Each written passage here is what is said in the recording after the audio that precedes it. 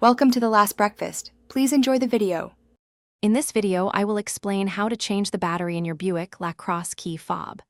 First, gather your tools, a small flathead screwdriver and a new CR2032 battery. It's a simple process that takes only a few minutes. Make sure you have a clean, well-lit area to work in. This will help prevent any missteps and ensure a smooth battery replacement. Now, let's open the key fob. Look for a small slot on the side of the casing, usually near the key ring. Insert your small flathead screwdriver into this slot.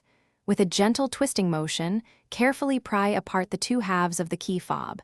You should hear a slight click as it separates. Take your time to avoid damaging the plastic. With the key fob open, you'll see the old battery. Take a moment to note its orientation, usually with the positive side facing up. Gently remove the old CR2032 battery.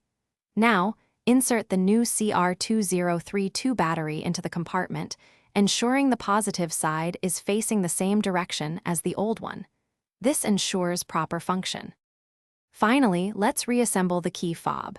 Carefully align the two halves of the casing. Press them firmly together until you hear a distinct click, indicating they are securely snapped into place. Once reassembled, test all the key fob's functions, such as locking and unlocking your vehicle. You should find it working perfectly again. Thanks for watching. If this was helpful, leave a like and consider subscribing. See you next time.